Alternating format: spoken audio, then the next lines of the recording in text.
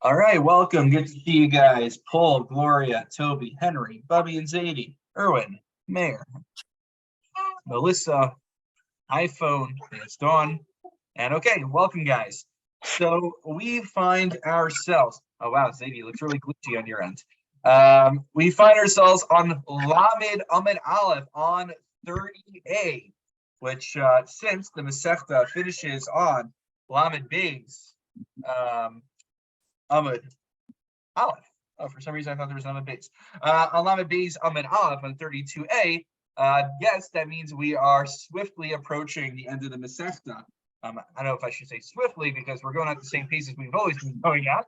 But just remember, February 26th, that's when we will, God willing, have our team at the shul.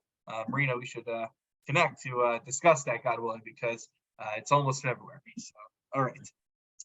Now, I just wanted to address one point that we left off with last time before jumping into the Gemara.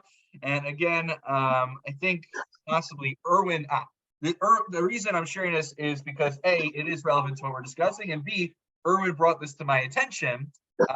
Erwin, right? You called, is Erwin on yet? Oh, he's not on, so someone just... No, I'm here. Oh, it's that, you know what? I was looking for your number. It actually says this time. It's right over. Okay. So, Erwin, remember, you called me over at the 8 o'clock meeting one Shabbos, and you said, it looks like there's inconsistency. I don't know where the Aaliyah begins and ends. Our world says this one says that. So, and we could have built for 2 revies, and you decided to opt for 1. Right. So, we passed like the art scroll, apparently. But the question is, where these different Aaliyah markers come from? Like, was it always consistent? Is it halacha Moshe Sinai?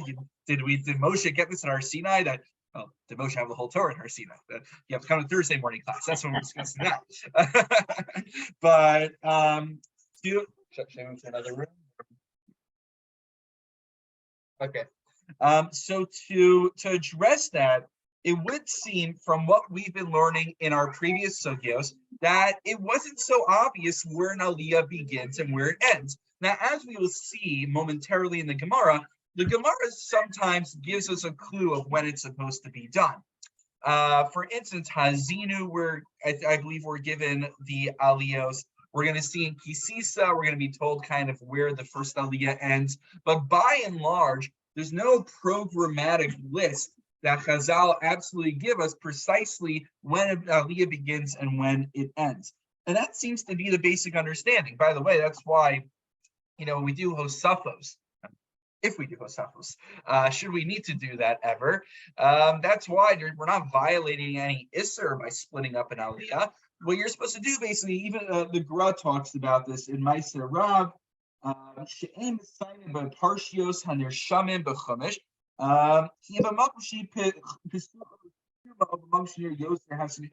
So where it's, you could see in the text itself, it's either sasum or it's a besucha, it's open. So those are places that are much more reasonable to pause the aliyah at, or wherever thematically it makes sense.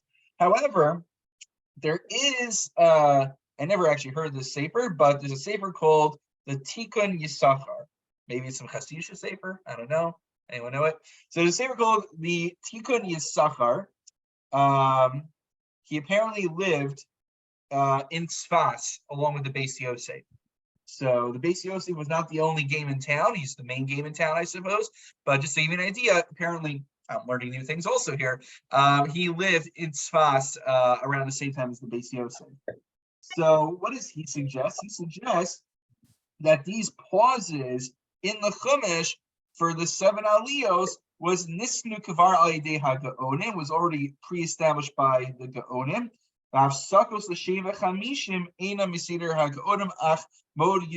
So one suggestion is that it goes as far back, at least on Shabbos, as the gaonim go. Okay, so the gaonim is, it's post-Talmudic, but it's not. It's the era after the Talmud, basically. And then there's a suggestion in there. He writes that he heard from a chacham echad, from one wise man, that she'ezra hasoper tikin hafsakos elu, that it was Ezra hasoper. Now we're going pre-Talmudic. That it was Ezra who instituted when these aliyahs begin and when they end. The issue with that is that in the Sefer Keser Shem Tov, he rejects this. He repudiates this idea that it could have been instituted by Ezra, because because as we learned in last week's Gemara, we learned that in Israel, they would only finish the Torah reading once every 3 years, not once every year. So clearly they were using different aliyos than we are using in order to split up a part to cover an entire parsha in 1 week. So there's something else going on over here. It would seem that these aliyos are a later innovation, maybe the times of the Gaonim, but unless it is strictly legislated by the Gemara, which it generally is not, then basically we have, I wouldn't say free reign. There's still general guidelines that it should thematically make sense where you break up the Aaliyah. And like the Vilna Gaon said, if it's a sasum or it's pasuach, so then you go with those. Okay, so that's relevant for a lot of what we're talking about because we're going to be talking still about Torah reading. So hopefully you've had the chance to open up your Gemaras by now. We are on Lamed Element Aleph 30a, and we are still in the top portion of the page as usual. We are up to the words Chalios Bechi Sisa, which is maybe a little over 10 lines, maybe roughly 10 lines down from the top. I would wager it's still in the first section of the art scroll. Okay, so all right. What we're going to talk about right now is what happens if Rosh Chodesh Adar falls out on Kisisa itself. As we learned last time, a little bit of background just to refresh our memory. During the month of Adar, starting with Rosh Chodesh Adar, we read 4 special Partios, which in conclusion we will realize, not at this point in the Gemara, but in conclusion we recognize that these are Maftir, Aliyos, and Haftorah. So we have Shkalim. So we mentioned what's the reason of Shkalim? Because people have to start giving their donations for the new offerings, new public offerings. So that needs to be in there by Nisan. So we start 30 days prior to that. So we read Parshas Shkalim to make everyone aware that they should be donating their Shkalim. Then we have Parshas Zachor, which we'll talk about in the Gemara, but generally it's meant to precede Purim. That way we learn about the idea of destroying Amalek right before Purim when we have the mitzvah of, we bang during Haman because Haman is a descendant of Amalek. And then we have Parshas Para, which teaches us the law, makes us more conscious about the laws of purity because we're soon going to be Ola Regel and go up to Yerushalayim in order to bring the Karban Pesach. And then we have Parshas Chodesh, which of course is about the beginning of Nisan. So it's at the beginning of Nisan. All right, so those are the 4 Partios. So right now we are still talking about Parshas Shkalim, but soon we will be talking about Parshas Zachor for a good chunk of the time, and then we'll wrap up with the final ones. Okay, any general, everything we do issues forth from this premise. So I just want to make sure it's clear. Anything I do in terms of clarifying the Partios, when we do them, why we do them. I mean, the Gemara will talk more about when precisely we do them, but anything, this is a good time. I don't recall whether you discussed this, but weren't the Goyim the ones that set up the different Parshas, the different chapters? Chapters, yeah, chapters, you are correct.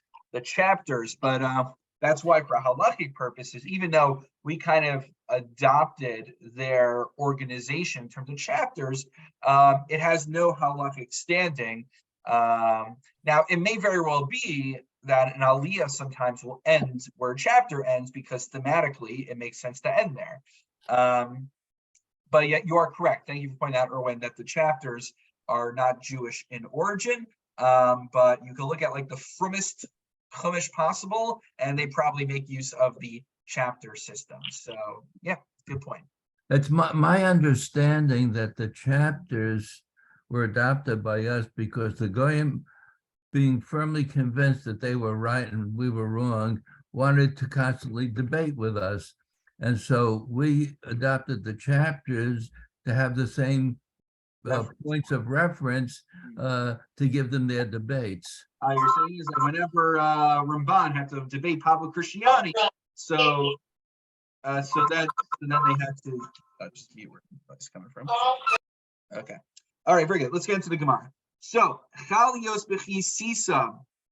So again, on Rosh Chodesh Adar, we read Parsha Shkalim. So let's say, what is Parsha Shkalim? After a very lengthy debate, we finally concluded, in accordance with Shmuel, that Parsha Shkalim is Parshas Kisisa because it talks about bringing Shkalim and donating. So let's say Chalios b'chisisa Atma. Let's say Rosh Chodesh Adar actually falls out on Kisisa itself. So we have the issue of redundancy.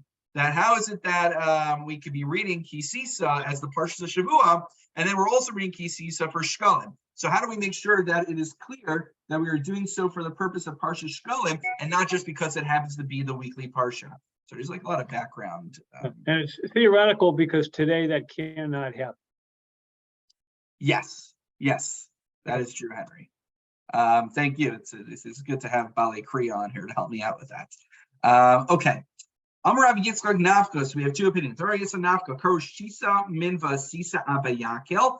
So one opinion is that you don't start from the beginning of the parsha. You start from the second Aaliyah, and you read 6 Aliyos till the end of Parshas Kisisa, and then we go back to the beginning of Kisisa and read from the words Kisisa until the end of the first Aliyah. Maskeva Abaye disagrees for the reason that may occur to all of us.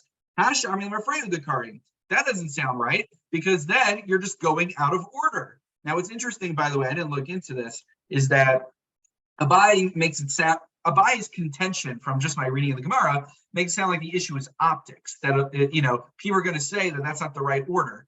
But there might be inherently an issue with reading a parsha out of order as well, just the Yotze Kriyas HaTorah.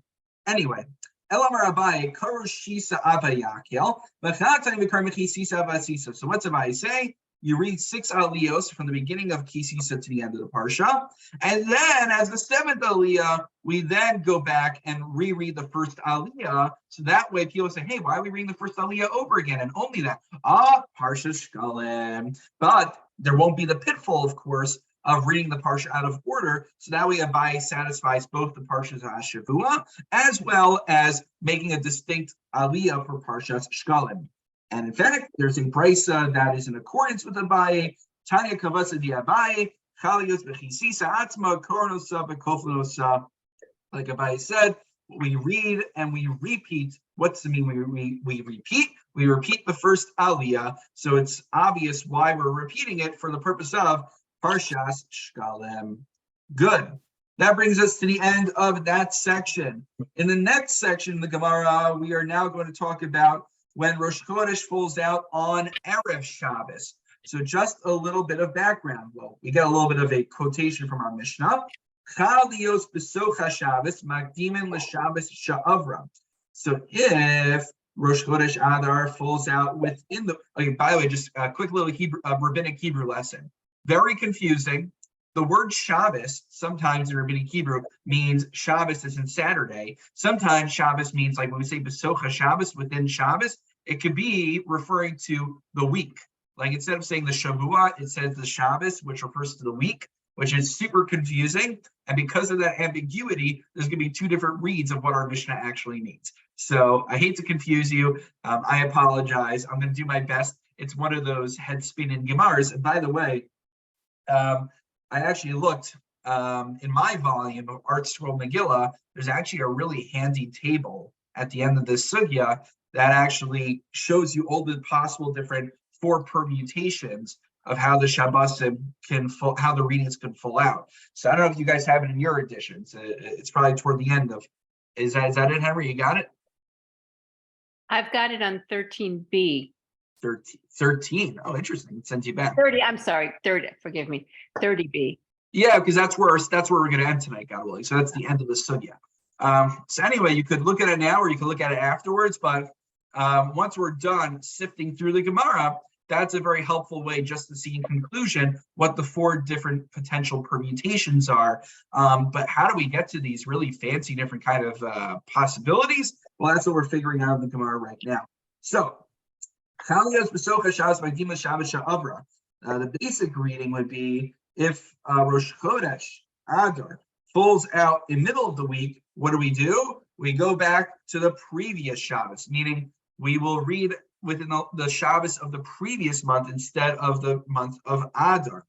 So Itmar, Rosh Chodesh Adar Shechayos Be'erev Shabbos, Rav Amar Magdim and Shmuel Amar Ma'achrim. So here's the thing. I know if Rosh Chodesh Adar falls out, let's say on a Tuesday, a Wednesday, a Thursday, then we read Shkalim the Shabbos before Rosh Chodesh Adar. And if Rosh Chodesh Adar falls out on Shabbos itself, no need to move it because perfect. It fell on Shabbos itself. We read on Aleph Adar. We read part of Shkalim. The issue is the ambiguity is what happens if it falls out on Erev Shabbos. So like just missed the finish line. Are we gonna go all the way back to the previous Shabbos and schedule Partios Shkalim for the previous Shabbos 6 days back? Or we're just gonna say, all right, we're close enough. Or we're samach to Shabbos. Just read it on the second day of Adar, Partios Shkalim. So that's the Mach Locus Rav and Shmuel. Rav says a rule's a rule. You have to read Shkalim on the previous Shabbos before Rosh Chodesh Adar. Shmuel says, just push Shkalim one day forward and read it on Shabbos. Big deal. It's a day after Rosh Chodesh. Now, what's the logic between both of them? Rav Amar Magdimin Im Kain Batzuhu Yom HaShulchan. So you have to remember why again are we reading Partios Shkalim on Rosh Chodesh Adar? Because on the 15th, all the people with their tables and whatnot are set up. So we have to make sure that there's adequate time for people to be aware of giving in their donations. Shmuel Amar Ma'achrin. And Shmuel says, no, you can push off one day. You don't have to worry about losing time by not giving people enough time before the money exchangers come. Amar Sof Chameser B'mai Shabbos and Mikla.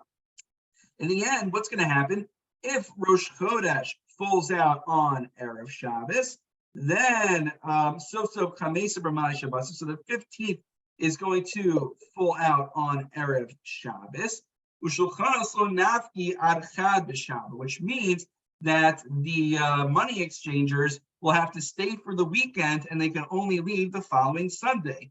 And therefore we don't lose anything by pushing off Shabbos, the Shkalim reading to one day later to Shabbos. It's not like there's going to be less awareness because the Shulchanos, those people who are coming in to do the money exchanging for the donations to the Beis HaMikdash, what will happen is they'll have to stick around anyway for the weekend, an extra 2 days. So you're not missing any days by reading Shkalim a day later. That's what Shmuel says.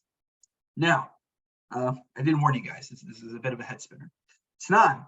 So now what we're going to try to do is we're going to do two things. We're going to do one thing with two parts to it. We're going to try to determine who's right, Rav or Shmuel. When Rosh Chodesh Adar falls out on Friday, do we read Shkalim on the previous Shabbos or we read on the upcoming Shabbos? So we're first going to try to see if we could make a determination based on the language of our Mishnah. Spoiler alert, we will not be able to. Then we're going to try citing an external passage from a Brisa, and we'll see if we have any success with that in determining whether Rav or Shmuel is correct. Tanan. So from our Mishnah, we said, if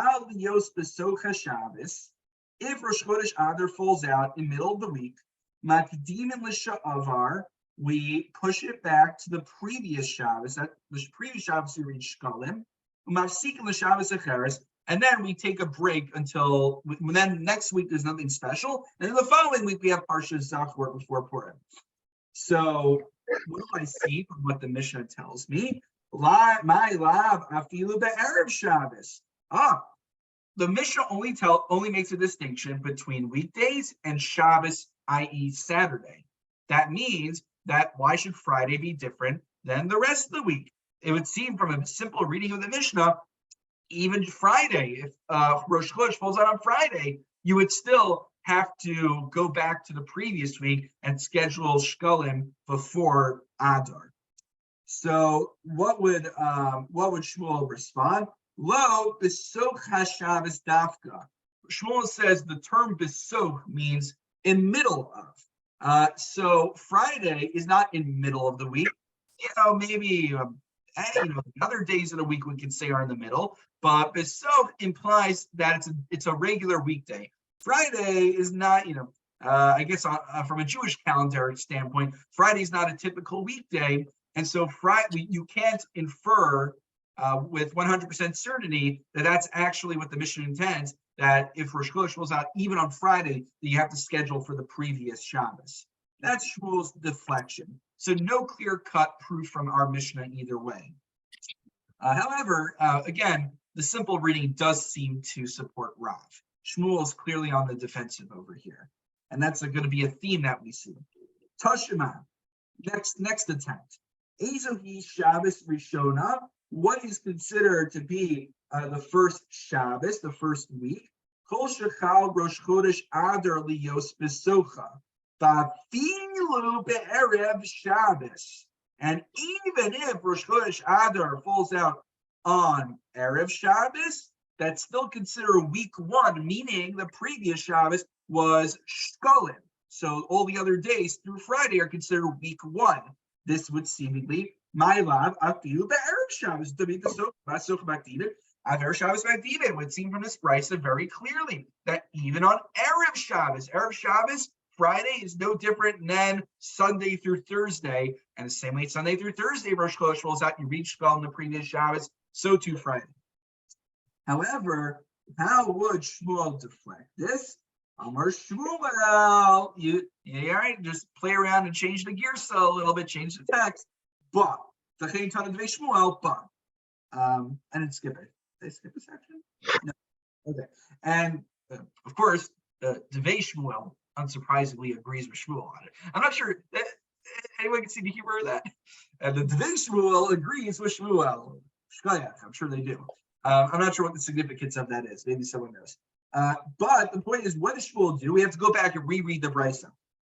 Take out the word besocha and replace it with the word ba. In fact, by the way, just take out a few letters and leave in the beis and hey and read it with ba. How does Shmuel read the brisa? Ezohi Shabbos Rishona. What is considered to be now Shabbos doesn't mean the week. Shabbos means actual Shabbos. Kol shechal Rosh Chodesh Adar liyos ba va'afilu be'erev Shabbos. What's considered the first Shabbos, which we read Parsha Shkalim?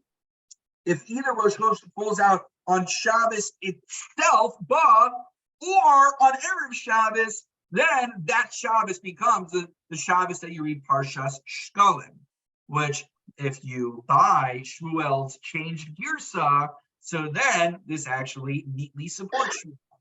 The issue is, it's Shmuel again is fighting an uphill battle because he's trying to alter the accepted text of that brisa to fit his agenda on the matter. Kitanai, it would seem actually that oftentimes we see this in the Gemara that a Mach Locus of Amoraim, of Talmudic scholars, oftentimes we could try to trace it back fundamentally that the principles they're arguing under are really the same as a Mach Locus between two Tanaim of Mishnah or Brisa.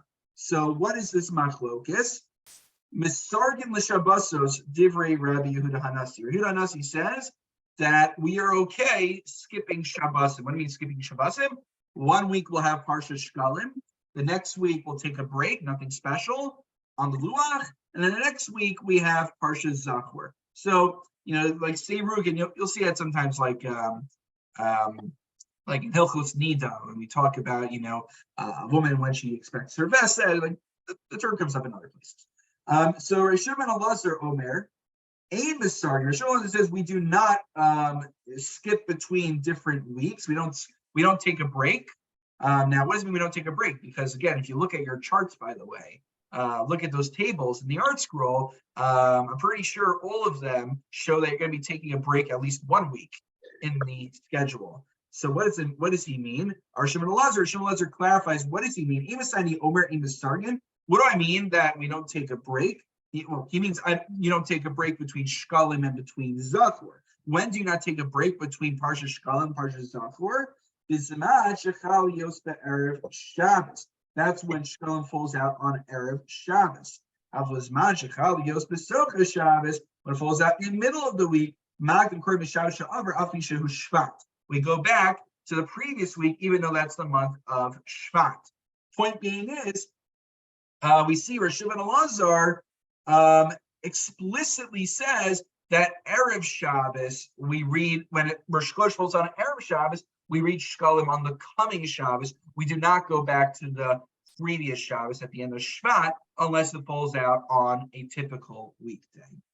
So that brings us to the end of our discussion about Rosh Chodesh Adar, when Rosh Chodesh Adar falls out, and consequently, when do we read Shkalim? The next section now, take a deep breath. The next section now is more fun of the same variety. I'm sorry, guys. This is, for those of you who love calendars and things like this, you're gonna have a field day. I know, Erwin, you're an accountant, so you must be enjoying this, right? Any other numbers people over here? All right, calendars are the bane of my existence. I try to do my best whenever calendars come up in the Gemara. It's probably good that we're not doing Rosh Hashanah. I think Rosh Hashanah has like a lot of calendar-oriented things. Is there any significance to the fact that the 15th of Nisan, and we have a number of other significant days that are the 15th of the month, coincide with like April 15th, October 15th, and estimated tax payments on the 15th? I thought, very good. I thought what you were going to say was the Gemara has Gzer Shava between the 15th of Tesvav between Sukkot and Pesach, and we have Gzer Shava in which we learn different din and different halachos. Like the first night is when you have to sit in the sukkah, and the first night of Pesach is the Seder, and that's where the Iker Mitzvos are. So I don't know if there's a Gzer Shava. It turns out though that the IRS paskins like Shmuel, because if April 15th is on a weekend, it's not due till the 17th or something, right? So it's Ma'achrin, right? Yeah. Oh, that's good. That's a good practical application. I didn't even think about that. All right. Well, thankfully, I have a good accountant who knows exactly what he's doing, so I don't need to worry about these things. All right. So the Shnia Zachor. On the second week, we read Parshas Zachor. So the question is, Itmar, right? So Zachor makes sense. Zachor precedes Purim. Because remember, what's the point of all these Partios? These Partios are to give us an awareness of what's coming up next. So it's a little bit pointless. I mean, not pointless, you still be Mekayim and miss a Doraisa, Parsha Zachor, but it kind of misses the boat if we read Zachor after Purim. We want to read Zachor prior to Purim to build up the awareness of the theme of Purim. So, Itmar, Purim Shechalios Be'erev Shabbos. What happens when Purim falls out on Erev Shabbos? So we had a lot of discussion about this in the first parak vis-a-vis Megillah reading, right? But just for the purpose of this Gemara, we have to recall that even though Megillah reading will get switched up, you're not going to have Purim on Erev Shabbos or on Shabbos itself. There still are other ways to be Mekayim in the midst of Purim. So even having a Suda is a fulfillment. So even though we don't read the Megillah on Shabbos, anyone remember why we don't read the Megillah on Shabbos? Because you might come to go through Rosh Hashanah. All right, see, Paul, I know you're like, you might go through Rosh Hashanah and ask someone to teach you how to read it. So, but you can still have a Suda on Shabbos. You have the meal part on Shabbos for Meshulash. So, Rav Amar Magdim and Parsha Zachor. Rav says, again, you can see Rav and Shmuel are consistent.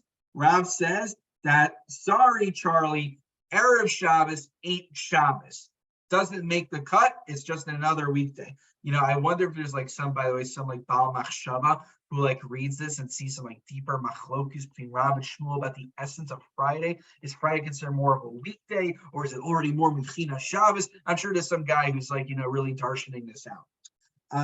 So Rav says consistently that we push Zachor back to the previous week. That way it precedes Purim, which is on Friday. Shmuel Amar Ma'achrin. And Shmuel says that no, same idea. Erev Shabbos is close enough to Shabbos, and we will read Parsha Zachor the coming Shabbos. Now, Rav Amar Makdiman, I understand. Rav makes a lot of sense. Rav is much more intuitive. Why do we put Zachor all the way back? Because the Asiya should not become the Skira. Because it says, what's it? Not Nasim, Niskarim v'Nasim, I believe are the words. Someone can correct me on that. We learn that you're supposed to first remember what occurred, and then you're supposed to do the Asiya, the deed. So Zachor, the Zechira, the remembrance needs to come before the Asiya, the observance of Purim. So if you're going to observe Purim on Friday, and then you're going to read Zachor on Shabbos, you did things out of order. You reversed the order. So that makes sense why Rav shoots Zachor all the way back to the previous Shabbos if Purim is scheduled to fall on a Friday. Shmuel Amar Ma'achrin, Shmuel says, no, it's okay. You can postpone Zachor to even the Shabbos following Purim on Friday. Why? Well, because Amar you have to remember, there's 2 days of Purim, right? This is circling all the way back to the beginning of the Masechta, in which we learned that in general, most places lane on the 14th, but walled cities lane on the 15th. So if Purim for most people on the 14th falls on a Friday, that means at least for the walled cities, they will be observing Purim on Shabbos. So they'll hear Parsha Zachor and Shul Shabbos morning. They'll go back for their meals and they'll fulfill the mitzvah of having a Suda of Purim. So that way, the Zechira, the commemoration, thereby precedes the Asiya, the deed of having a Suda Purim. So that's Shmuel's point. Not everyone is going to be able to do it. Communally, as Klal Yisrael, there'll be our representatives who fulfill doing it in the order of remembering and then do it. Okay.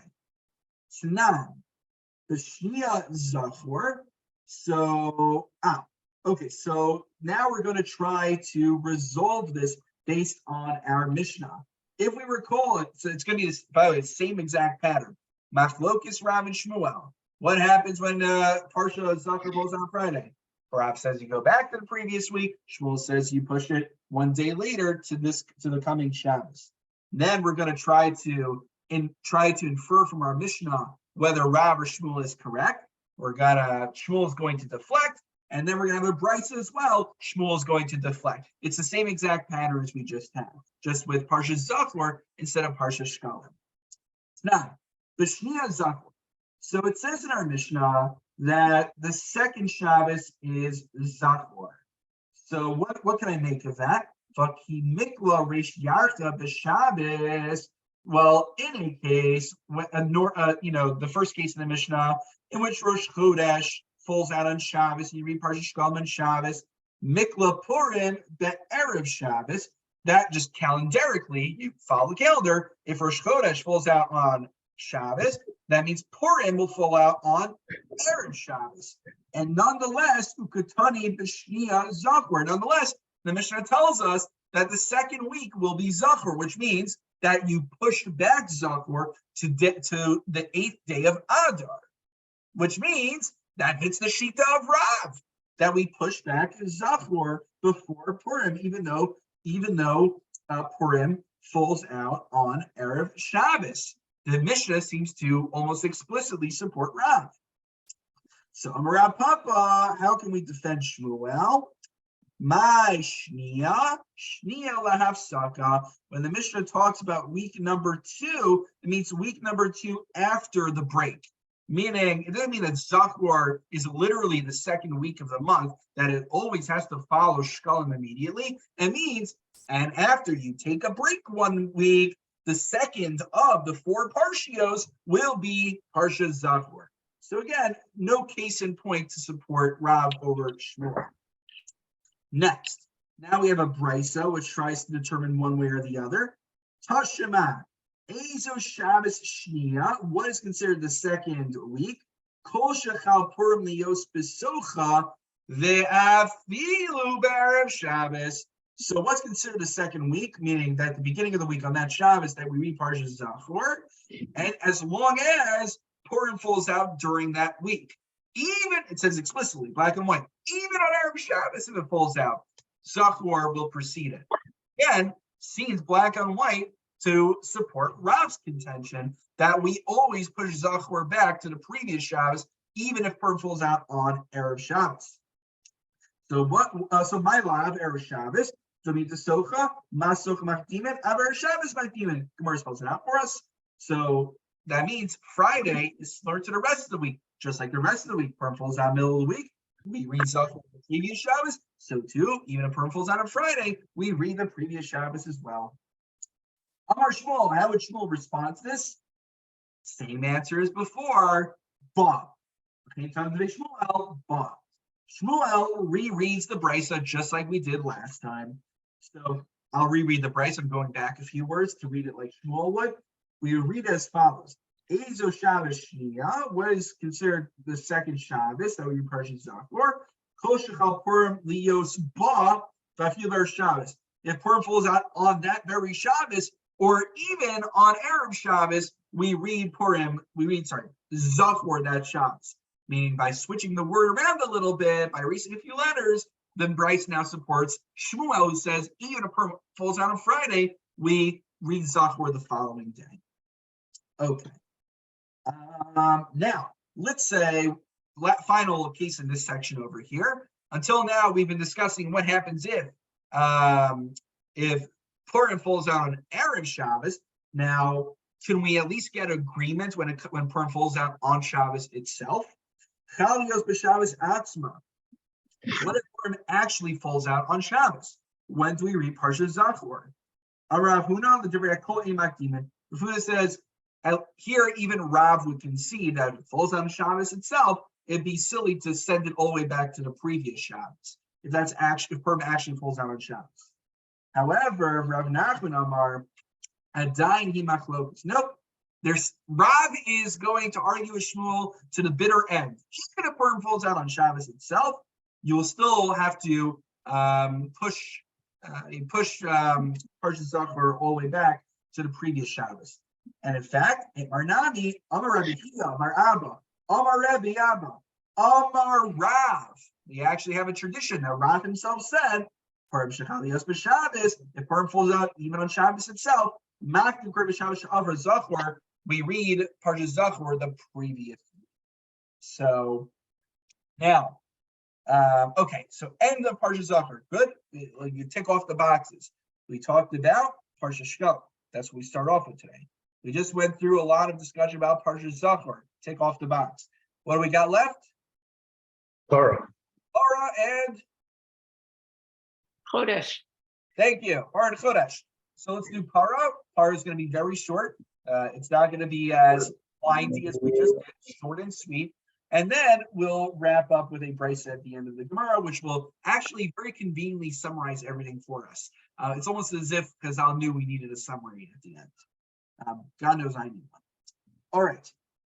So, Bashlish is Parah Aduma. On the third Shabbos, we read about Parah Aduma. Tanarabanan. Ezo hi Shabbos Shlishis. What? So now we have a Brisa. What is the third Shabbos? The third Shabbos. Kol shesmucha lepurim me'achareha. When do we read Parshas Parah? The Brisa tells us we read it the Shabbos following Purim, right? Zachor precedes Purim, and Parah follows Purim. Now again, we're reading it. Parah, as Rashi gives us the language, lismuch asparas tmeim lePesach. So that as we're approaching Pesach, we know that we're supposed to become wary or aware, rather, of the purity laws. No.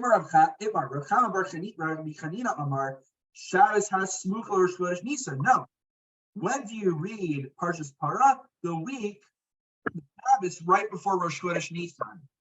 So we got an issue here. We have a Brisa which tells us that Parshas Parah is the Shabbos that immediately follows Purim. We have Amora who's telling us, who seems to be disagreeing with the Brisa, who's telling us that when we read Parshas Parah, the Shabbos right before Chodesh Nisan.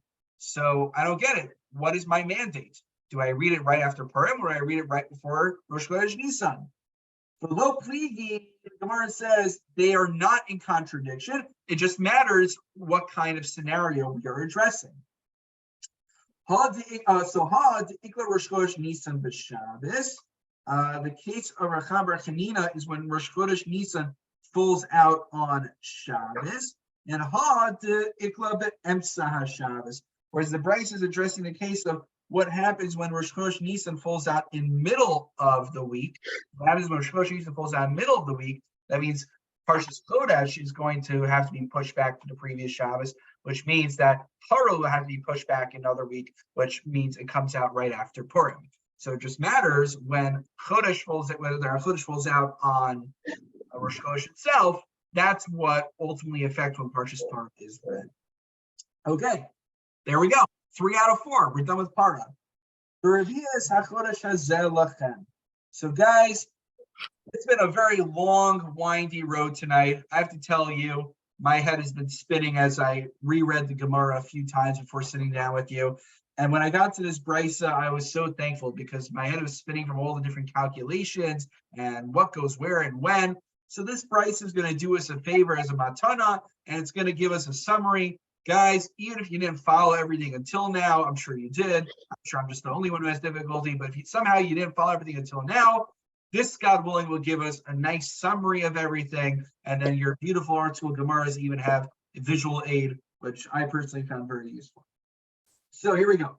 By the way, not only is this brisa going to give us a summary, but it's also going to very explicitly paskin like Rav. Okay, so we conclude like Rav that when Parshas Shkalim, Parshas Zachor, whatever it is, falls on an Erev Shabbos, we push it back. Sorry, Rosh Chodesh or Purim falls on Erev Shabbos, we push Shkalim / Zachor back to the previous one. So you'll see that right now. Tanur Rosh Chodesh Adar Shechal Shabbos. Okay, let's go in order, guys. When Rosh Chodesh Adar falls out on Shabbos, Korin Kisisa Maftir Bo Yada. We read Kisisa, which is Parshas Shkalim, and we have the Haftorah of Yoyada. Ve'ezu Shabbos Rishona, and what constitutes the first week for these purposes? The first of the that has the first of the Arba Partios. Kol Shechal Rosh Chodesh Adar Lios Besocha. V'afilu b'Erev Shabbos. As long as Rosh Chodesh Adar falls out sometime during the week, even on Erev Shabbos, the previous Shabbos constitutes the first of the Arba Partios where we read Shkalim. Next, Bashnia, the second week after Shkalim, Zachor, we read Parshas Zachor, Maftir and Pakadati, and Haftorah is Pakadati. The Ezu Shabbos Shnia, and what constitutes the second week of the Arba Partios? Kol Shechal Purim Lios Besocha. What determines it is whether Purim falls out in that week. Va'afil of Erev Shabbos, even on Erev Shabbos, as long as Purim falls out sometime on a weekday, even Erev Shabbos, the previous Shabbos is Parshas Zachor, which is the second of the Arba Partios. Next, Shlishis, the third Parsha is Para Aduma. Umaftirin v'zarakti aleichem, and that's the Haftorah. Ve'ezo Shabbos Shlishis, and what constitutes the third week of the Arba Partios? Kol shesmucha lePurim me'achareha. Whatever week follows Purim is generally when we read Parshas Para. And then finally, Baravias HaChodesh Hazeh, we read the Parsha of Chodesh Zelachem. Maftirin Koamar Shemakim B'Rishon B'Chad LaChodesh. And that is Chodesh Hazelachem is the final reading, turning the page, turning the Amud. The Ezo Yishavas Revias, and what makes something the fourth week of the Arba Partios? Kol Shechal Rosh Chodesh Nisan Lios Besocha. It's determined by the fact that Rosh Chodesh Nisan is coming up in that week. We read Parshas HaChodesh before Rosh Chodesh Nisan. Even if Rosh Chodesh Nisan falls on Erev Shabbos, the Parsha of HaChodesh will be the Shabbos preceding that. So there you go. That brisa gives us a full summary of what we need to know for the bottom line. Very useful. And I'm not going to go through it, but basically, again, those of you, I think most of you have an art scroll. I imagine it's in my edition. I imagine it's probably in your edition. Has a really great visual, which gives us, based on this very lengthy, say Rashi.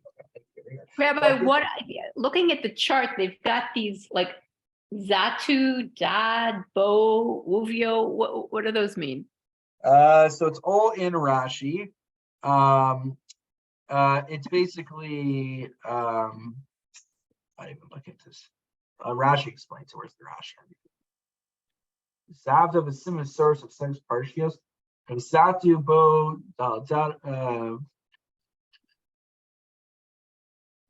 it's in Rashi here somewhere. The Dalit is like Wednesday. It's like the days of the week. That's right? what it is. Oh, so well. So what are the other ones? What's How's Zatu? how's test the day of the week though? 1 second. Let's take a look.